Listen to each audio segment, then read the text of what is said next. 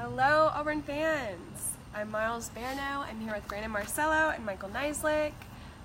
We just got out of a press conference. We spoke to several players tonight. What did you guys think about what everybody had to say? So, Jarrett Stidham, Chandler Cox. They're ready for. They're ready to move on to LSU. This is the most important stretch of the season, I think, for Auburn. Because if you lose one of these next 3 games on the road, I mean, every game's important. Stop it. When you take a game at a time, every game's the most important game. One day at a time. Now, this is the most important stretch of the season. I think the players know it, even if they're not really. So this is more important than the Georgia and Alabama stretch. Well, so far. You have to win these 3 games to make those games mean anything. But I think if you lose those last 2 games, it doesn't matter what they do here anyway. So Not necessarily. Maybe. It's one of the most important stretches. Whatever. If they lose one of these 3 games, then people are going to be upset. You win them, it's what everybody expects. But anyway, we spoke to Darius James yesterday. You spoke to James? Austin Golson. Breaking news. Dontavius Russell, Trey Williams, Daniel Carlson, Jarrett Stidham, and Chandler Cox tonight. More players than usual since we're not getting coordinators anymore. But one thing we learned as far as on the injury front, Mike Horton, the starting left guard, started every game there. He got injured in the 3rd quarter. Darius James yesterday said that he was walking around the locker room, seemed fine to him. And then tonight, Austin Golson said that he believes he's okay too. Now, that doesn't really mean a lot because here's the thing. When you're a 300-pound man and you are an offensive lineman and footwork is so important, injuring your ankle is a big, big deal. Well, and Gus said he did it earlier that week in practice. Right, he let it re-aggravated slip by accident. So that's something they're going to have to keep an eye on. But I think it's obvious that losing Mike Horton affected them a little bit up front. That's their best offensive lineup right now with Mike Horton in at left guard and me way over here. I don't know why you lean back when you talk. It's like your words are so heavy. They're just, but Mike Horton with Casey Dunn at center and Austin Golson in the lineup at tackle is the best lineup they've got right now. And with Horton out, that affects everything. So that's semi-good news. We'll find out more from Gus Malzahn maybe Tuesday. But they usually like to have their offensive line set on the very first big practice day of the week, which is Tuesday. So if we don't start hearing things leaking out Tuesday that Mike Horton's out there, it's possible they have to go with the same lineup they did in the second half against Ole Miss, which could potentially be an issue because LSU's got Arden Key, and that guy's really good, even if he does look like a step or 2 slow this season if you watch these games for LSU. Who does? Arden Key. Oh, yeah. Yeah.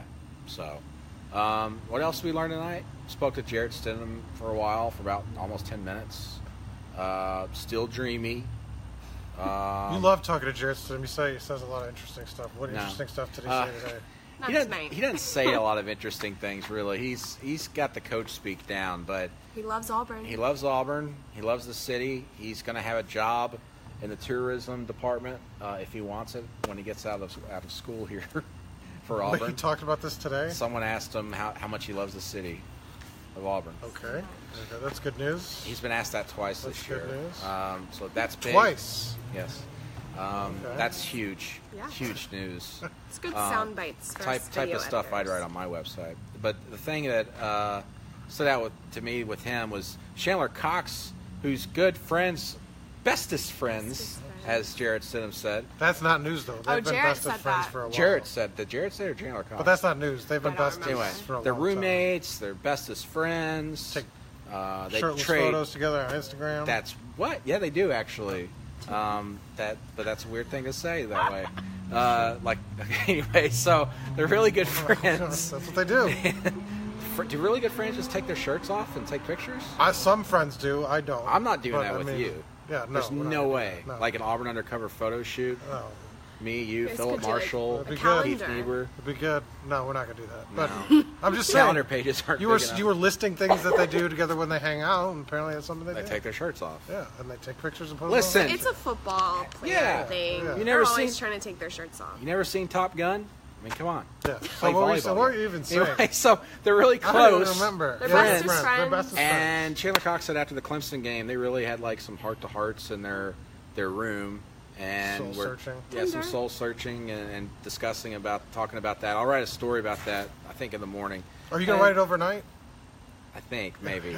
I don't know. It depends. And Jarrett Stidham kind of did give a lot of info on it, but he said that he learned a lot about himself after the Clemson game.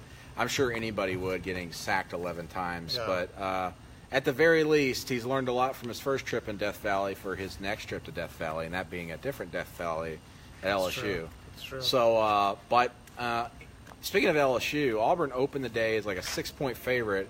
The money started going toward Auburn quickly. They went up to a 9.5-point favorite at one point, and now I think it's back down to 6. So it's very interesting. Auburn hasn't been favored at LSU since at least 1995, according to records I could find. Shout out. So I don't know. When was the last time Auburn was favored there? So it's an interesting situation for Auburn to go into LSU and be expected to win, so to speak. Since they haven't won there since 1999. They haven't won there since 99. Yeah. How old were you in 99, Miles? What were you doing in 99? I keep asking all the players that. They're like, I was 3 years old. Yeah, I was 4. You're 4? I don't know. Math is not my thing, guys. Okay. I was born in 95, so. You were 4. I was a junior in high school. You're a junior in high school? I was a freshman in high school. You could do that as a post. You could list the top band of the year that the last time they won. How much bread cost? Yeah. The last time there they are probably won. some good songs. How much a gallon of gas was, and the good old days of 1999. Yeah, right. Ooh, 99. Before Y2K and TRL, Y2K, all kinds of acronyms. When AOL Instant Messenger was still a thing of the future, not the past. Sad. But so that's about it. So thanks for joining us. Yeah, thanks for joining us. No, you talked to Dontavius Russell. Briefly. He's a man of many words. Defensive lineman for Auburn, in case you're... I wrote a story about it. He did not appreciate my question, because Dontavius Russell started in that game 2 years ago when they went to Baton Rouge. They have 2 starters still from that team when they got just annihilated. Blake Countess, I still think, has a footprint of Leonard Fournette on him. That was the game in which Trey Matthews jumped like Superman. Thrown in the air. But so I asked Dontavius Russell, any of those veterans that were on the team then, and they had a couple other players play on the bench in the second half. Jeff Holland, Nick Ruffin, and Jeremiah Dinson were all on that team and traveled. We're going to talk to the younger guys about the environment, about kind of that slow start, because they were down 24-0 at half, and Brandon was joking about it inside, and it felt like 80-0 at halftime. Yeah, that game it didn't feel like that game was close at all, and he got real angry and said, "What do you want me to say about it? What do you want me to say?" I don't know. I just thought it was when you have that perspective, and he was a young guy at the team at the time. He could offer some perspective on it, because they got crushed, and it was over by halftime. But he did not appreciate the question. Said it's a tough environment, but that's about it. Didn't give anything else.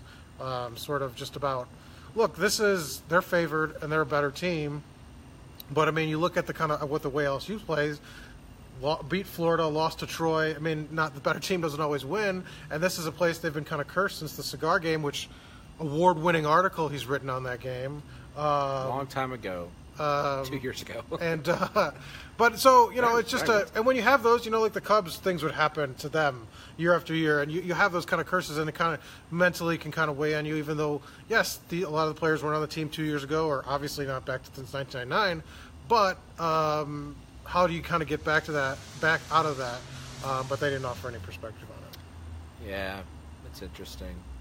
Well, it's hard to offer perspective other than that thing 2 years ago. But that's what I was asking. I was asking about 2 years ago, and that I thought he should, because look, they got. Sometimes those type of games you block. You do, but I would think when they're playing a lot of young guys, and this is going to be the first road game of 3 in a row for this team. I don't know. I just think it's a challenge, even though I think that they're obviously the more talented team. And the better coached team. At times. Depends who's calling the plays. Have you seen Ed Orgeron coach a football team? Have you seen Gus call plays the last 2 years? He hasn't called plays this year, or for the last 3 weeks. That's right. He called plays this year. By the way, I know a lot of you were on our message board. The second half, he called. Oh my gosh! Everybody's like, he took over. Chip was calling the plays, but I think Gus was like, his philosophy is not to embarrass anybody. That he does not like to So passing the ball deep, like we're not doing that once we're up 3 touchdowns. It's like he Gus, really doesn't like. Gus doesn't he sees like it like as embarrassing rubbing teams. it into teams, Yeah. even though a lot of people just say, and they left the starters in, but they were really conservative, which almost kind of hurt. I think you would have put the backups up. And If let they them play a kept little calling bit. the type of plays, which they could have in the first half, Auburn probably would have scored 60-something points in that Yeah, game. for sure. But they wanted to pull. He says keep the pedal to the metal, so to speak. But But what he means means by just- that is effort. Yeah. What he doesn't mean is that we're going to keep calling plays that. And Wes exploits McGriff was on that sideline, and Kevin Steele. I mean, he's all Yeah. very close with players and the coaching staff. So I mean, it was sort of like we're not. There's gonna, some. not going to embarrass them. Listen, guys. you know, it's not about like embarrassing everybody. You can't do that because at some point it always comes back to bite you in your career. Yeah, but I mean, there's only so much you could do against. And a win's a bad win. teams, I mean, you know. listen. I mean, Auburn is 5 times the team that Ole Miss is, at least. I mean, Ole Miss is very bad. But we're about to find out a little bit more about Auburn going to LSU. I know LSU is, just struggled against Troy, and that Florida game was so ugly. I picked a 10-7 game because I thought it was just going to be bad. Did you pick offensively. LSU? I can't remember what I picked, to be honest. I think I did pick Florida. But LSU actually went in that game, I think, favored. Yeah. But anyway, so LSU's got a lot of talent. They've always got talent. It's just, can they coach them up correctly? And I don't trust Ed Orgeron. But I guess based off the meeting that the AD there, Joe Olivier, how you say his name? Whatever. Joey. It's like a sugar, stevia, whatever it is. Can't even say that. Stevia.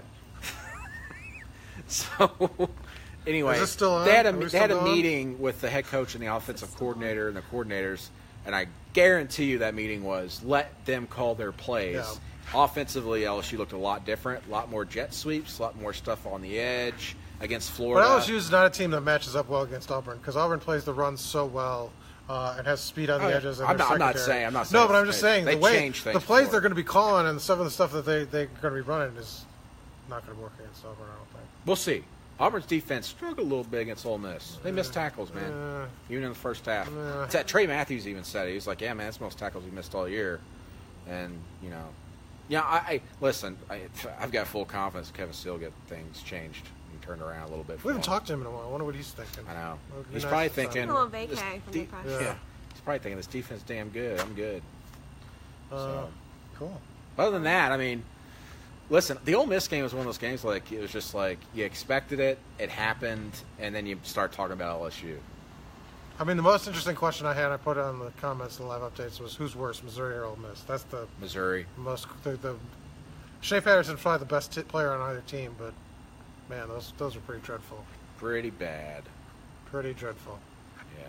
Those are the 2 worst teams Auburn will see all season in the SEC. Yeah. But Cool. any questions? Cool. Great. Questions, guys? You have questions for us, Miles, Michael? Mike Horton, we talked about this. Probably not serious, at least as of right now. But he had suffered the ankle injury originally in practice, so probably be careful this week and get updates as we go. Yeah. I don't know what's asked about it yet, but I wonder if Cameron Petway's going to play again. I don't think Cameron Petway's going to play this week. No. I do not think so. I'll have a story about. I did ask Chandler Cox about that because, as I said a couple weeks ago, that he and Jared Stidham talked to Cameron Petway in the sidelines during. I forgot which game it was. The one he fumbled in 2 weeks ago, I think it was. Was it 2 weeks ago? Mississippi It State. feels like everything's Mississippi State game. Mississippi State. And he said he saw Petway hanging his head, and so we talked about that. So I'll have a story about that tomorrow. But yeah, so Petway is frustrated, and I think they need to let him get healthy. And any updates on Javaris Davis? They said yesterday that he was just not good enough to go, Yeah. but nothing else. He has a knee injury, I think. What was Something like that, previously yeah. updated. And then Jamel Dean got injured as well. Yeah, He was injured, but in he the- walked off Yeah. without any sort So of. I would think he'll hobbling. be okay going But into the Davis, LSU game. and that was Davis's second game out in the last 3 weeks. So that's interesting. We'll have to ask Gus Malzahn about that. But we haven't. But they're in good shape with defensive back because Jamal Dean's playing so well. As long as he's fine, Right. they can kind of. if both were to have injuries, that'd be tough. But And some of those guys they're move good. around. Yeah, and Jeremiah Dinson had a bad game Saturday, but had been playing pretty well. Yeah, Dinson as an struggled extra a little defensive bit. back. But so I think they've got some depth there. So they're, they would like Javarius Davis on the field, and he's been playing well. But Right. I think they'll be okay. And Trey Williams is the same thing. He plans to play. He said he kind of re-injured his arm a little bit, but he's been saying that the last couple of weeks that every week he's ready or wants to play. But we'll see. I would imagine he'll play in a big game. Mm-hmm. So.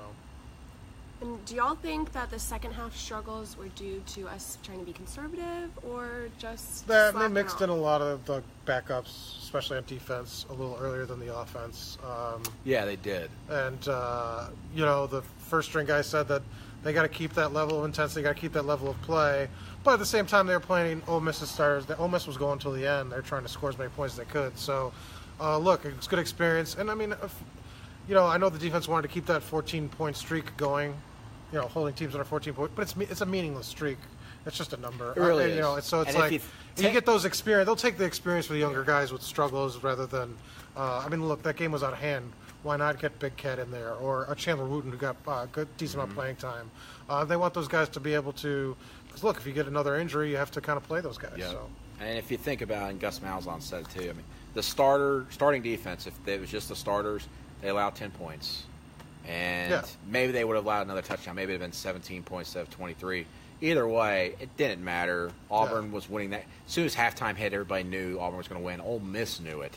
They couldn't come back from that. So I wouldn't read too much. Oh, my gosh, I sound like Gus Malzahn. I won't read too much into that. The second half was pretty meaningless. If you want to – I almost tweeted – when the offense came out, and I was like, man, I said something like, they're sleepy, break out the pillows. I almost tweeted, fans, if you're in their stands and you have a long way to drive and you have to go south, go home because that hurricane's coming, so go ahead and just get out of here.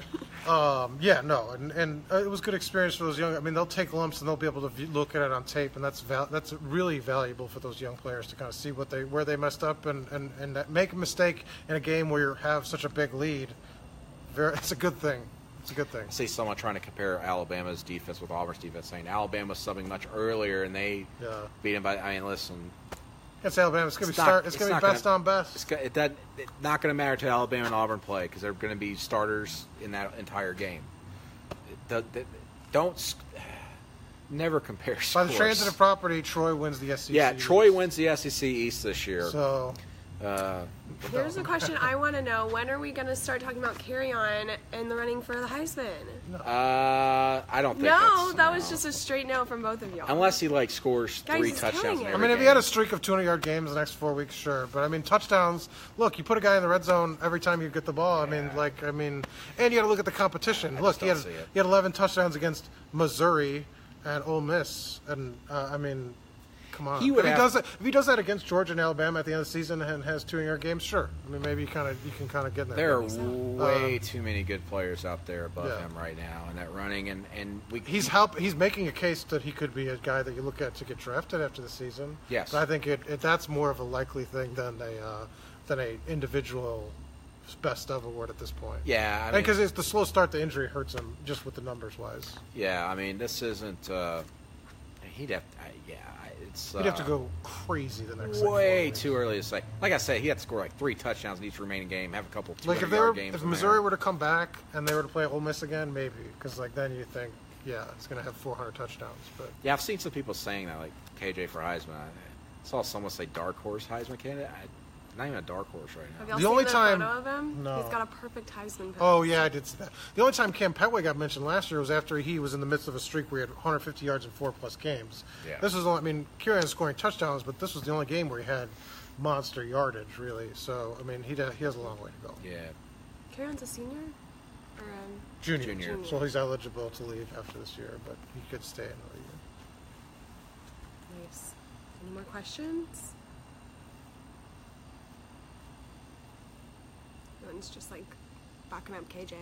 I'm with you guys. Thoughts on Malik Miller not getting a lot of playing time in the second half? He got a few snaps. And he got a few carries early. He got, 1 or 2? That was more than he's had all season. I think it's very obvious the coaches are siding more with Cam Martin in that backup role behind Kerryon Johnson right now with. Well, because he's a change of pace guy. He's a change of pace guy, and he's a home run threat. Yeah. Malik is a guy that they're using as like the third team guy that kind of come in. Like I've said, I've professed my love for Malik Miller's running style, but I think it's obvious. And Brandon does not have an ear in the coaching staff. It's probably the right decision to go with Kerryon Johnson, then make Cam Martin your change of pace guy, and it's working. It worked against Ole Miss. I thought the play designs and the calls they made in the run game were very well executed and a little bit different from what we've seen over the last couple of weeks. Yeah. And that's what they needed, and I expected that. I reported that they would be playing more Cam Martin and Malik Miller against Ole Miss, and they did. And it's because coaches realized that they did the wrong thing probably by Cameron Petway. That's beating a dead horse. How dare you? Yeah, no. How dare you? Cameron Petway should have had surgery a few weeks ago, and then at this point, there might be a possibility of Petway being on the field 100% with his at foot the end corrected. of the I think it'd still be a couple weeks, but I don't know. You get him back for the last month. Some of those surgeries, you need 2 weeks. For him, they were thinking 4 weeks. So it looks like our questioner actually meant to ask about Malik Willis. So how do you guys there were some other people feel about how he played in the second half? I was surprised he didn't get more playing time. They gave him one snap, and I think it was early in the fourth quarter. They went back to Stidham for a while, weird. Which was strange. Yeah. That was weird. I thought they should have gone to him earlier. I thought he could have. I mean, I don't know if they were worried about him scoring or maybe like him because they would have just let him run a little more. Well, because the one play he came in, he ran for a first down quickly, and they were probably like, he might run for a touchdown. I was surprised about that just because that game was so out of hand in the third quarter. Even 4 possessions with 20 minutes to go, I think you can go to your backup. But he's done well with what he's got. But I mean, really didn't. I was surprised how little we saw him on Saturday. I was too. One more? Any other questions? One more? Questions for us. Auburn questions. Football questions. So I think that was for you. Are you using Gnarly Sheen? Was that what you... Oh, I'm not using that anymore. He's just given up. He's not doing Actually, anything. It should be looking better by now, but I guess it's not. Did you get it sculpted? Did you find a sculptor? No. I didn't. I'm trying to sculpt it myself, but I'm gonna screw it up. I'm using. So next week when you're unshaven, we know why. Yeah, probably. I can't remember the name of it. I ordered it. It's like $30. It's this beard balm. I don't know what it's called, but it's like $30. It's from Amish country. There's a country? There's an actual country named Amish. What does Gus order at Waffle House? I don't know. Do you know that? Scattered, smothered, and covered.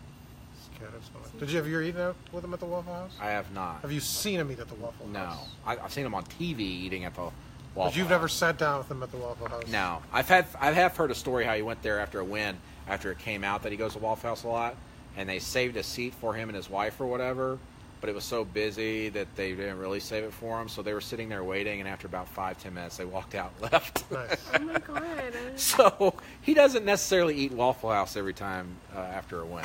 Only if there's a seat available? Yes. They walked in, sat in there patiently for about 5-10 minutes, said, screw this, let's go. Any news on the basketball program? No is the short answer.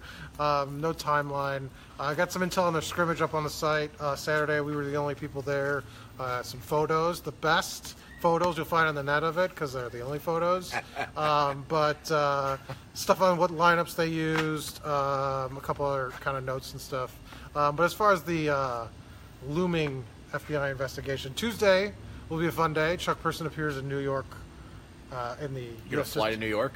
If you'll fly me at the district attorney's and FBI district court. FBI district court? Federal charge, whatever. All right. To answer to all the federal charges he's allegedly committed. So yeah, interesting. We'll see. I mean, I don't know. They only practice a couple days this week. I guess it's fall break. Is it fall break here for Auburn? Almost. Yeah, so fall break like is, I guess, Thursday. Yeah. So the basketball team will be off. So I would expect we won't hear anything. If it's Wait, fall break Wait, is is like that this day? Thursday? Fall break's Thursday through Saturday, Thursday through Sunday. Oh, lit, guys. I don't have class on Thursday. Somebody's excited.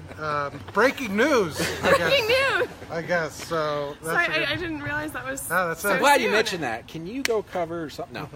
Hey, I'm it. free. I'll right. do it. What's the rank? You 10. posted those. Yeah, Auburn's number 10 in the AP poll. 10. Top 10, baby. Number 11 in the coaches poll. Coaches are biased. 11 in the coaches poll? Gus is, I think so. Gus is a voter in the coaches poll. And by Gus, I mean director of football ops. Bye week is Come on after now. Arkansas in 3 weeks before Texas A&M. You got to have rest after playing a coach who's overpaid in the SEC. Brett Bielema is Brandon's favorite coach in the SEC. All right. Brett Bielema and Butch Jones are the same person. Do we have a defensive rank? Number 1. What do they chop to? 13th or something?